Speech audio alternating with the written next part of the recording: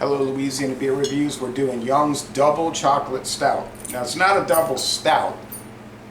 Just for the record, I objected to doing this dark beer because it is 95 degrees outside. There's not a cloud in the sky, but somebody's got to do winter beer. Winter beer. It's not a double stout. It's a double chocolate stout. In other words, they use two chocolates. They use real chocolate and chocolate flavor. It's 5.2% alcohol. The company's been around since 1831.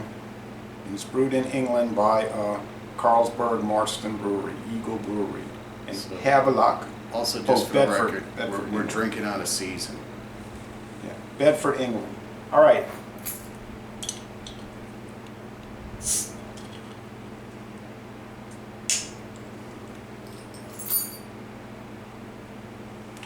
Okay. You do know that the color of my sofa that is light, like bone color. Mm-hmm. You just put a chocolate cap on it. It's okay. I'll send you a dry cleaning bill for it. Never mind. We gotta go through this today with Tom on.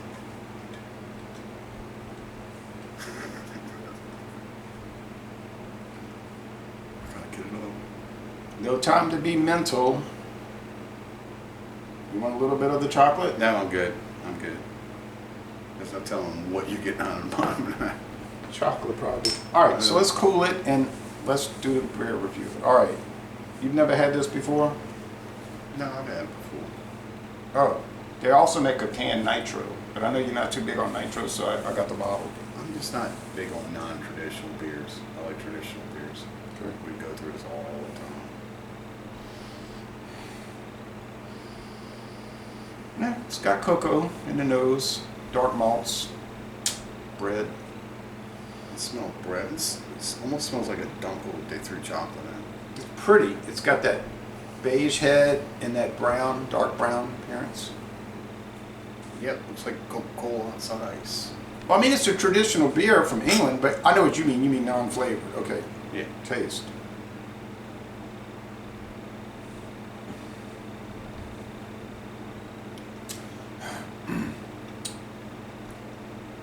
It's mostly just a beer flavor. There's an undertaste of chocolate, but it's not a heavy chocolate flavor, I don't find. What's that? Taste. What is that? It's sourness? Yeah. I don't know. It's just like fermented grains, I guess. I guess, yeah. You detected it too, huh? Yeah, it tastes English. Those English beers have that kind of sour note. Strange. Body's medium. It's not sour like you know, like an American sour. It's some kind of like a almost like a milk turner or something. Yeah, like a real sour. What I would call sour. It's hanging out. Par. Bitterness is there. The cocoa's there. It's kind of going together a little bit, but it's almost like, you know, like you're drinking chocolate milk that's turned.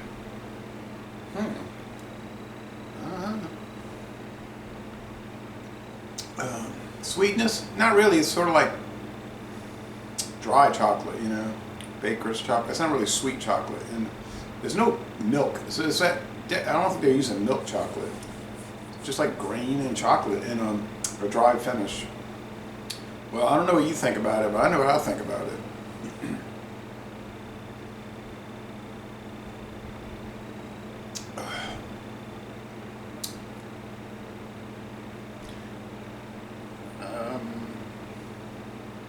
Go ahead. I'll let you give the score first. Be my guest.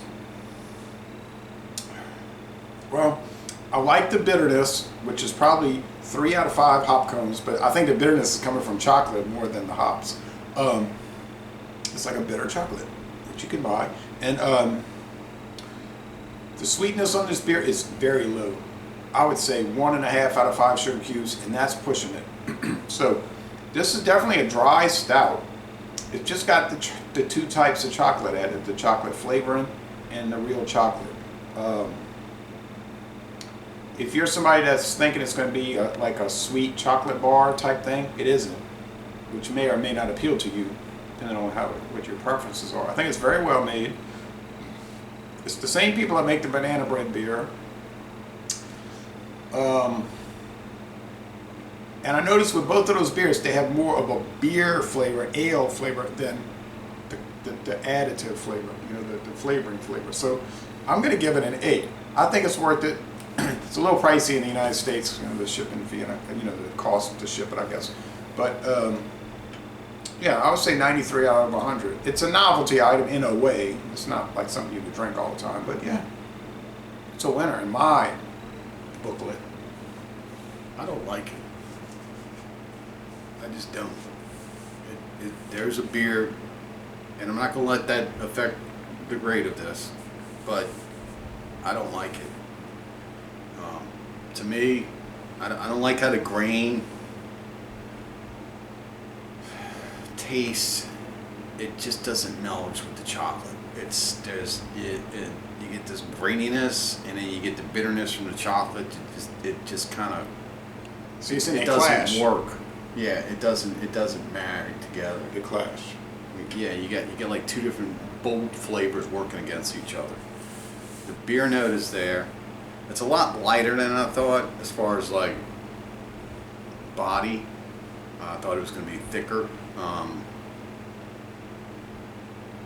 It's not something really all that special.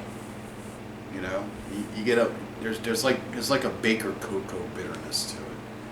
You kind of said that about the banana bread beer. It was like not that remarkable. I would. I mean, I could think of some things that they could add or could have added to this to make it better. It could be a little sweeter, and it could be like a little maltose or something added to it, which would have balanced it out. I just think it's unbalanced, and you know, a lot of these companies they turn out because that's the way they make it. So if this is traditional, it gets a traditional grade of B.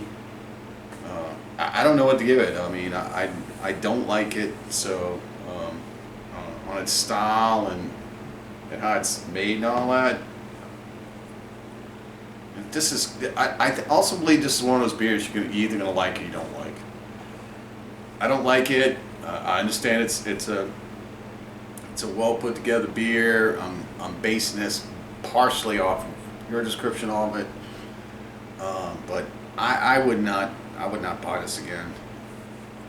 I just wouldn't. I'd give it a B because it's just a well put together beer. I also believe it's missing a few things. But if you're telling me this is one of those traditional English styles, then I guess I got to go with it. You know, I do know that some of the English styles are different. The English style IPAs are different than the American IPAs.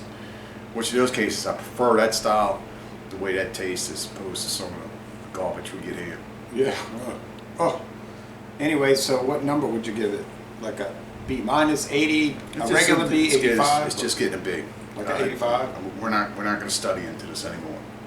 Don't make me go down. Let's get a mid-grade B. Yeah, might be an 85. Okay, so this has come because of peer pressure.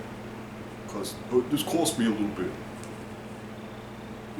Hey, I don't care. If I'd have paid $200 for it, if you didn't like it that much, I would say, oh well, too bad. No one made me buy it. It's just it's missing a few elements that would make it really good. It's missing elements that would make it an A in my book. Okay. I don't think it's bad. It's just missing some things that would make it an A. Okay. I pushed it, you know.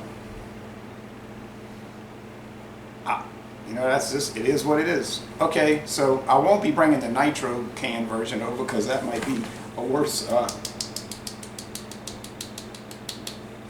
here we go. All right, so laissez-les, bon temps relais, in my case at least.